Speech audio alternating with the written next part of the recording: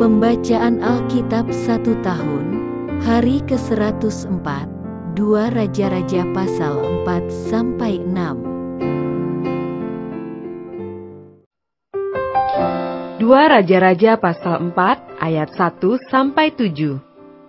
Minyak seorang janda.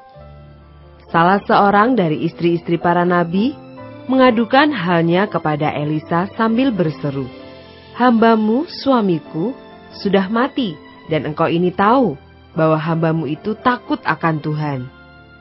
Tapi sekarang penagih hutang sudah datang untuk mengambil kedua orang anakku menjadi budaknya." Jawab Elisa kepadanya, "Apakah yang dapat kuperbuat bagimu? Beritahukanlah kepadaku apa-apa yang kau punya di rumah." Berkatalah perempuan itu, "Hambamu ini tidak punya sesuatu apapun di rumah, kecuali sebuah buli-buli berisi minyak." Lalu berkatalah Elisa, "Pergilah, mintalah bejana-bejana dari luar, daripada segala tetanggamu, bejana-bejana kosong, tetapi jangan terlalu sedikit. Kemudian masuklah, tutuplah pintu sesudah engkau dan anak-anakmu masuk, lalu tuanglah minyak itu ke dalam segala bejana. Mana yang penuh, angkatlah." Pergilah perempuan itu daripadanya. Ditutupnyalah pintu sesudah ia dan anak-anaknya masuk, dan anak-anaknya mendekatkan bejana-bejana kepadanya, sedang ia terus menuang. Ketika bejana-bejana itu sudah penuh, berkatalah perempuan itu kepada anaknya, "Dekatkanlah kepadaku sebuah bejana lagi." Tetapi jawabnya kepada ibunya, "Tidak ada lagi bejana." Lalu berhentilah minyak itu mengalir. Kemudian pergilah perempuan itu, memberitahukannya kepada abdi Allah, dan orang ini berkata, "Pergilah, jualah minyak itu, bayarlah hutangmu, dan hiduplah dari lebihnya, engkau serta anak-anakmu."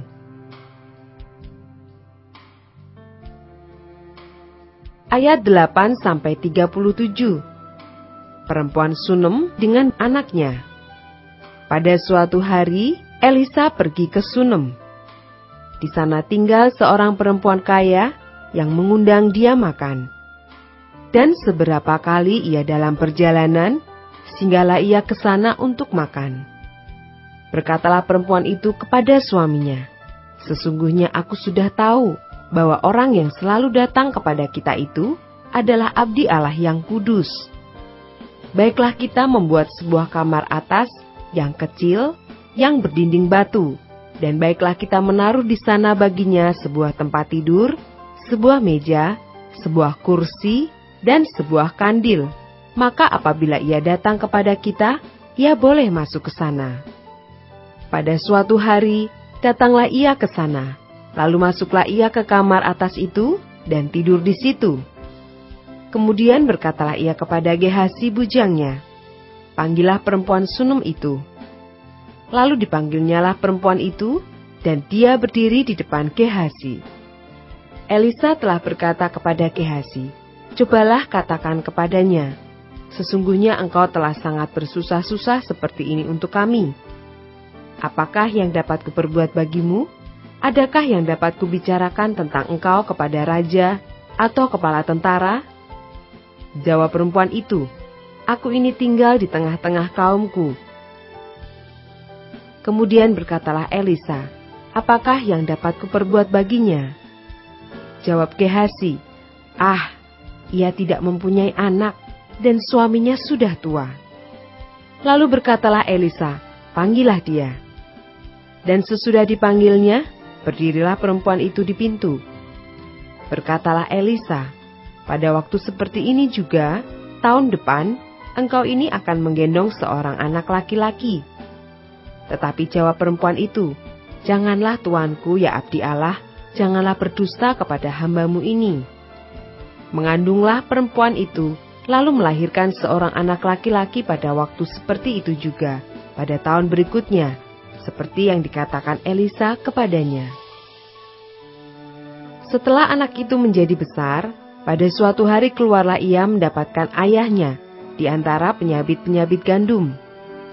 Tiba-tiba menjeritlah ia kepada ayahnya, "Aduh, kepalaku, kepalaku."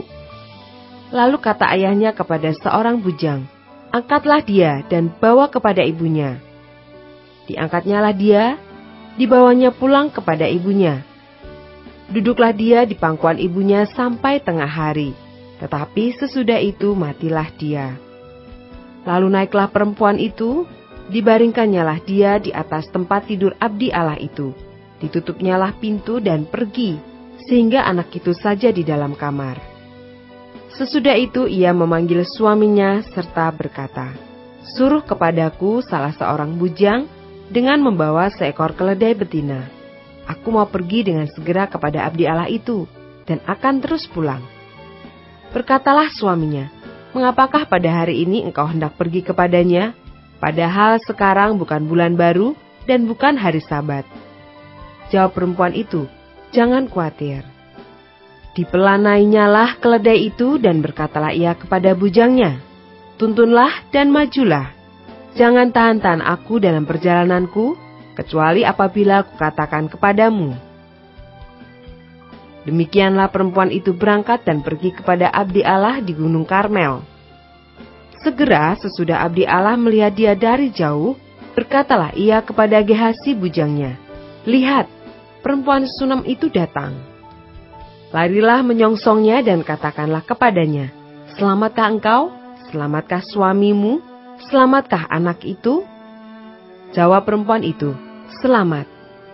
Dan sesudah ia sampai ke gunung itu, dipegangnyalah kaki abdi Allah itu, tetapi Gehasi mendekat hendak mengusir dia. Lalu berkatalah abdi Allah, "Biarkanlah dia, hatinya pedih. Tuhan menyembunyikan hal ini daripadaku, tidak memberitahukannya kepadaku." Lalu berkatalah perempuan itu, "Adakah ku minta seorang anak laki-laki daripada tuanku? Bukankah telah kukatakan, jangan aku diberi harapan kosong?" Maka berkatalah Elisa kepada Gehasi, "Ikatlah pinggangmu, bawalah tongkatku di tanganmu, dan pergilah. Apabila engkau bertemu dengan seseorang, janganlah beri salam kepadanya, dan apabila seseorang memberi salam kepadamu, janganlah balas dia.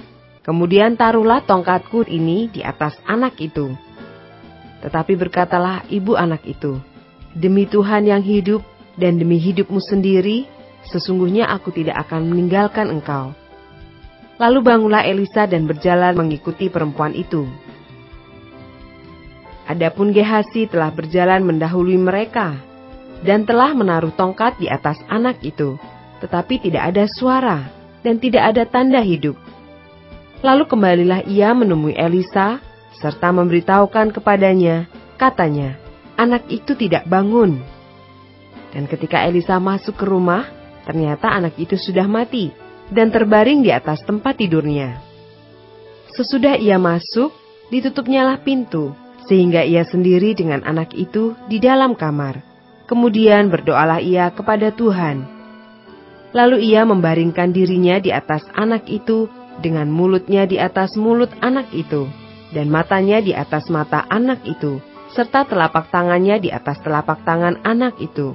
Dan karena ia meniarap di atas anak itu, maka menjadi panaslah badan anak itu. Sesudah itu ia berdiri kembali dan berjalan dalam rumah itu, sekali ke sana dan sekali ke sini. Kemudian meniarap pulalah ia di atas anak itu.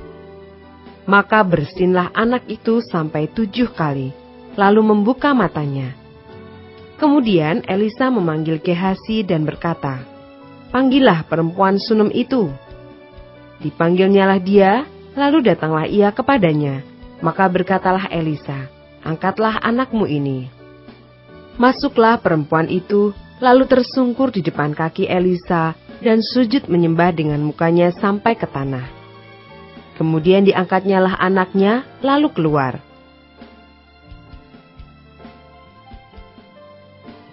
Ayat 38-41. Maut dalam kuali. Elisa kembali ke Gilgal pada waktu ada kelaparan di negeri itu. Dan ketika pada suatu kali rombongan nabi duduk di depannya, berkatalah ia kepada bujangnya, "Taruhlah kuali yang paling besar di atas api, dan masaklah sesuatu makanan bagi rombongan nabi itu." Lalu keluarlah seorang dari mereka ke ladang untuk mengumpulkan sayur-sayuran. Ia menemui pohon sulur-suluran liar dan memetik daripadanya labu liar, serangkul penuh dalam jubahnya. Sesudah ia pulang, teruslah ia mengiris-irisnya ke dalam kuali masakan tadi, sebab mereka tidak mengenalnya. Kemudian dicedoklah dari masakan tadi bagi orang-orang itu untuk dimakan, dan segera sesudah mereka memakannya, berteriaklah mereka serta berkata, "Maut ada dalam kuali itu, hai abdi Allah!" Dan tidak tahan mereka memakannya. Tetapi berkatalah Elisa, "Ambillah tepung." Dilemparkannyalah itu ke dalam kuali serta berkata, "Cedoklah sekarang bagi orang-orang ini, supaya mereka makan." Maka tidak ada lagi sesuatu bahaya dalam kuali itu.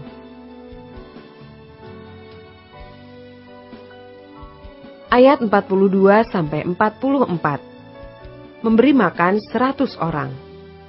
Datanglah seseorang dari Baal Salisa dengan membawa bagi abdi Allah roti hulu hasil, yaitu 20 roti jelai serta gandum baru dalam sebuah kantong. Lalu berkatalah Elisa, "Berilah itu kepada orang-orang ini supaya mereka makan." Tetapi pelayannya itu berkata, "Bagaimanakah aku dapat menghidangkan ini di depan 100 orang?" Jawabnya, "Berikanlah kepada orang-orang itu supaya mereka makan, sebab beginilah firman Tuhan, orang akan makan, bahkan akan ada sisanya." Lalu dihidangkannyalah di depan mereka, maka makanlah mereka dan ada sisanya, sesuai dengan firman Tuhan. 2 Raja-Raja pasal 5 ayat 1-27. Naaman disembuhkan. Naaman, panglima Raja Aram, adalah seorang terpandang di hadapan tuannya dan sangat disayangi. Sebab oleh dia Tuhan telah memberikan kemenangan kepada orang Aram. Tetapi orang itu, seorang pahlawan tentara, sakit kusta. Orang Aram pernah keluar bergerombolan dan membawa tertawan seorang anak perempuan dari negeri Israel. Ia menjadi pelayan pada istri Naaman. Berkatalah gadis itu kepada nyonyanya, "Sekiranya tuanku menghadap nabi yang di Samaria itu, maka tentulah nabi itu akan menyembuhkan dia dari penyakitnya." Lalu pergilah Naaman memberitahukan kepada tuannya, katanya, "Beginilah dikatakan oleh gadis yang dari negeri Israel itu." Maka jawab Raja Aram, "Baik, pergilah, dan aku akan mengirim surat kepada Raja Israel." Lalu pergilah Naaman dan membawa sebagai persembahan 10 talenta perak dan 6.000 shikal emas dan 10 potong pakaian. Ia menyampaikan surat itu kepada Raja Israel, yang berbunyi, "Sesampainya surat ini kepadamu, maklumlah kiranya bahwa aku menyuruh kepadamu Naaman pegawaiku, supaya engkau menyembuhkan dia dari penyakit kustanya." Segera sesudah Raja Israel membaca surat itu, dikoyakkannyalah pakaiannya serta berkata, "Allahkah aku ini yang dapat mematikan dan menghidupkan, sehingga orang ini mengirim pesan kepadaku, supaya kusembuhkan seorang dari penyakit kustanya? Tetapi sesungguhnya perhatikanlah dan lihatlah, ia mencari gara-gara terhadap aku." Segera sesudah didengar Elisa abdi Allah itu bahwa Raja Israel mengoyakkan pakaiannya, dikirimnyalah pesan kepada Raja, bunyinya, "Mengapa engkau mengoyakkan pakaianmu? Biarlah ia datang kepadaku, supaya ia tahu bahwa ada seorang nabi di Israel." Kemudian datanglah Naaman dengan kudanya dan keretanya, lalu berhenti di depan pintu rumah Elisa. Elisa menyuruh seorang suruhan kepadanya, mengatakan, "Pergilah mandi 7 kali dalam sungai Yordan, maka tubuhmu akan pulih kembali, sehingga engkau menjadi tahir." Tetapi pergilah Naaman dengan gusar sambil berkata, "Aku sangka bahwa setidak-tidaknya ia datang keluar dan berdiri memanggil nama Tuhan Allahnya, lalu menggerak-gerakkan tangannya di atas tempat penyakit itu, dan dengan demikian menyembuhkan penyakit kustaku. Bukankah Abana dan Parpar, sungai-sungai Damsik, lebih baik dari segala sungai di Israel? Bukankah aku dapat mandi di sana dan menjadi tahir?" Kemudian berpalinglah ia dan pergi dengan panas hati. Tetapi pegawai-pegawainya datang mendekat serta berkata kepadanya, "Bapak, seandainya nabi itu menyuruh perkara yang sukar kepadamu, bukankah Bapak akan melakukannya? Apalagi sekarang, ia hanya berkata kepadamu, 'Mandilah, dan engkau akan menjadi tahir.' Maka turunlah ia membenamkan dirinya 7 kali dalam sungai Yordan, sesuai dengan perkataan abdi Allah itu. Lalu pulihlah tubuhnya kembali, seperti tubuh seorang anak, dan ia menjadi tahir. Kemudian kembalilah ia dengan seluruh pasukannya kepada abdi Allah itu. Setelah sampai, tampillah ia ke depan Elisa dan berkata, 'Sekarang aku tahu bahwa di seluruh bumi tidak ada Allah kecuali di Israel. Karena itu terimalah kiranya suatu pemberian dari hamba-Mu ini.' Tetapi Elisa menjawab, 'Demi Tuhan yang hidup, yang di hadapannya aku menjadi pelayan, sesungguhnya aku tidak akan menerima apa-apa.' Dan walaupun Naaman mendesaknya supaya menerima sesuatu, ia tetap menolak. Akhirnya berkatalah Naaman, 'Jikalau demikian, biarlah diberikan kepada hamba-Mu ini tanah sebanyak muatan sepasang bagal, sebab hamba-Mu ini tidak lagi akan mempersembahkan korban bakaran atau korban sembelihan kepada Allah lain kecuali kepada Tuhan. Dan kiranya Tuhan mengampuni hamba-Mu ini dalam perkara yang berikut. Apabila tuanku masuk ke kuil Rimon untuk sujud menyembah di sana, dan aku menjadi pengapitnya, sehingga aku harus ikut sujud menyembah dalam kuil Rimon itu, kiranya Tuhan mengampuni hamba-Mu ini dalam hal itu.' Maka berkatalah Elisa kepadanya, 'Pergilah dengan selamat.' Setelah Naaman berjalan tidak berapa jauh daripadanya, berpikirlah Gehasi bujang Elisa abdi Allah, 'Sesungguhnya tuanku terlalu menyegani Naaman orang Aram ini, dengan tidak menerima persembahan yang dibawanya. Demi Tuhan yang hidup, sesungguhnya aku akan berlari mengejar dia, dan akan menerima sesuatu daripadanya.' Lalu Gehasi mengejar Naaman dari belakang.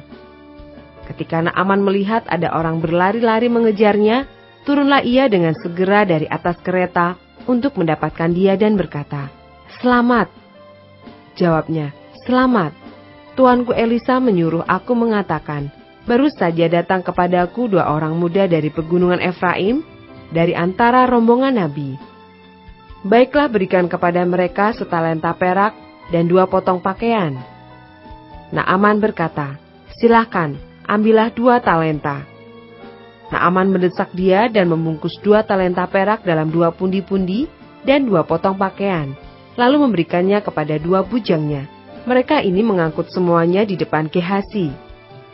Setelah mereka sampai ke bukit, disambutnyalah dari tangan mereka, disimpannya di rumah, dan disuruhnya kedua orang itu pergi. Maka pergilah mereka. Baru saja Gehasi masuk dan tampil ke depan tuannya, berkatalah Elisa kepadanya, 'Dari mana, Gehasi?' Jawabnya, 'Hamba-Mu ini tidak pergi kemana-mana.' Tetapi kata Elisa kepadanya, 'Bukankah hatiku ikut pergi ketika orang itu turun dari atas keretanya mendapatkan engkau? Maka sekarang engkau telah menerima perak, dan dengan itu dapat memperoleh kebun-kebun, kebun zaitun, kebun anggur, kambing domba, lembu sapi, budak laki-laki, dan budak perempuan. Tetapi penyakit kusta Naaman akan melekat kepadamu, dan kepada anak cucumu untuk selama-lamanya.' Maka keluarlah Gehasi dari depannya dengan kena kusta, putih seperti salju.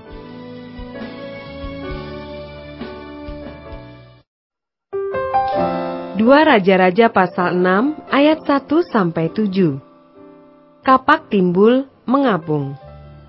Pada suatu hari berkatalah rombongan nabi kepada Elisa, "Cobalah lihat, tempat tinggal kami di dekatmu ini adalah terlalu sesak bagi kami.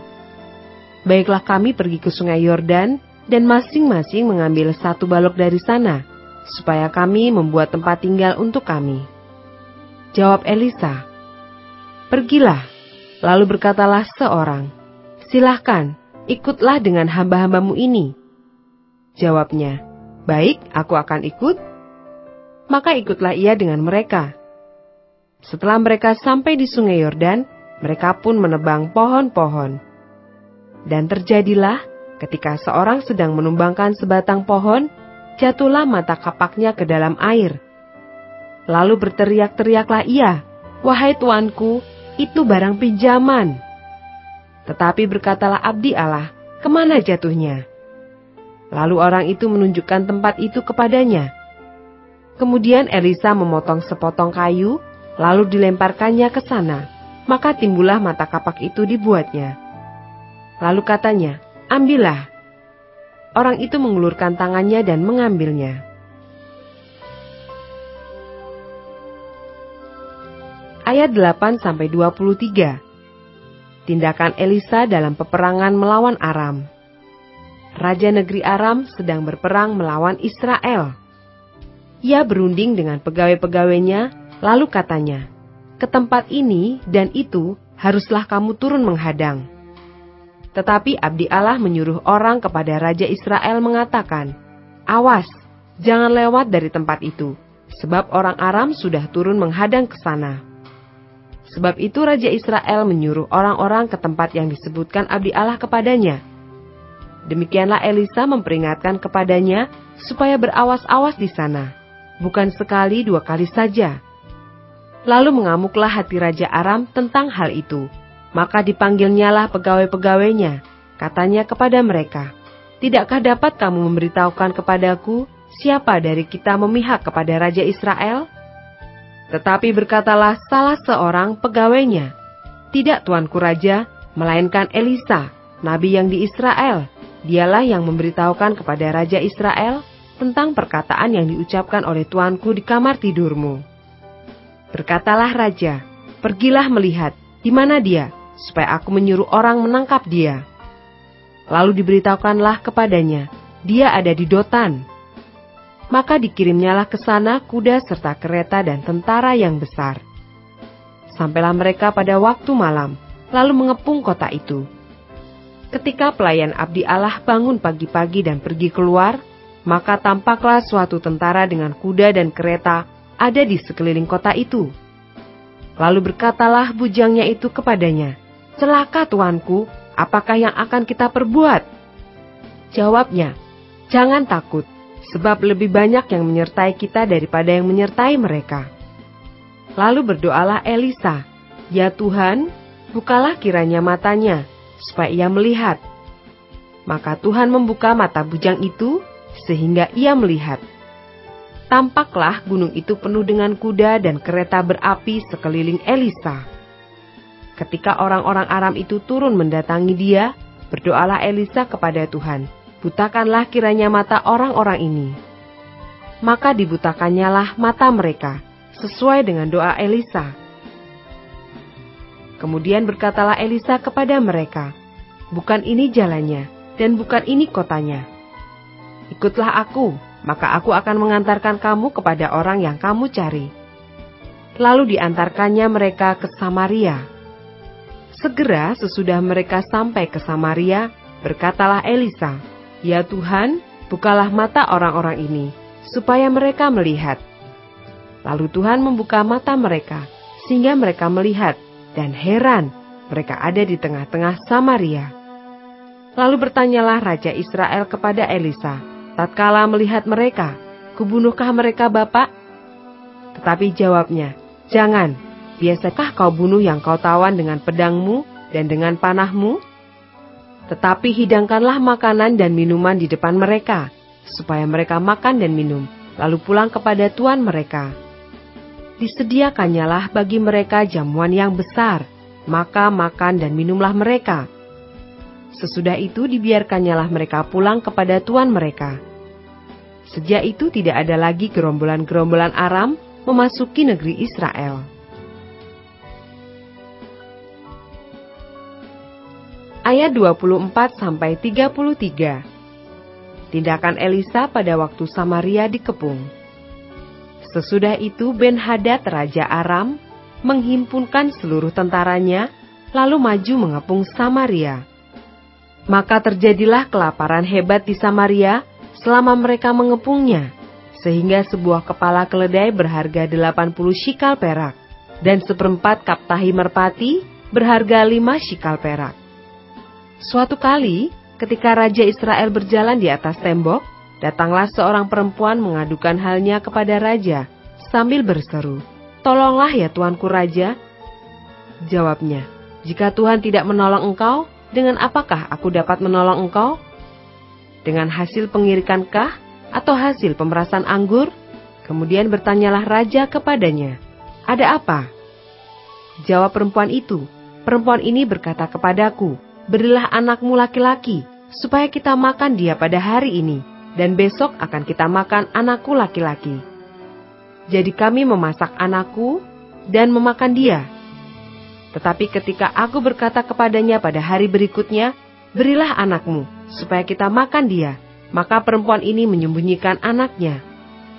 Tatkala raja mendengar perkataan perempuan itu, dikoyakkannyalah pakaiannya, dan sedang ia berjalan di atas tembok, kelihatanlah kepada orang banyak bahwa ia memakai kain kabung pada kulit tubuhnya. Lalu berkatalah raja, 'Beginilah kiranya Allah menghukum aku, bahkan lebih daripada itu, jika masih tinggal kepala Elisa bin Safat di atas tubuhnya pada hari ini.' Adapun Elisa duduk-duduk di rumahnya, dan para tua-tua duduk bersama-sama dia. Raja menyuruh seorang berjalan mendahuluinya, tetapi sebelum suruhan itu sampai kepada Elisa, Elisa sudah berkata kepada para tua-tua itu, 'Tahukah kamu bahwa si pembunuh itu menyuruh orang untuk memenggal kepalaku? Awas-awaslah apabila suruhan itu datang. Segeralah tutup pintu dan tahanlah dia supaya orang itu jangan masuk. Bukankah sudah kedengaran bunyi langkah tuannya di belakangnya?' Selagi ia berbicara dengan mereka, datanglah raja mendapatkan dia.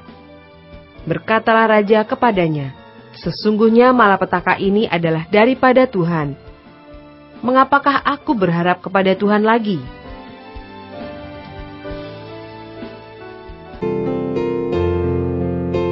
Demikianlah pembacaan Alkitab 1 tahun di hari ke-104. Yang berbahagia ialah mereka yang mendengarkan firman Allah dan yang memeliharanya. Tuhan memberkati.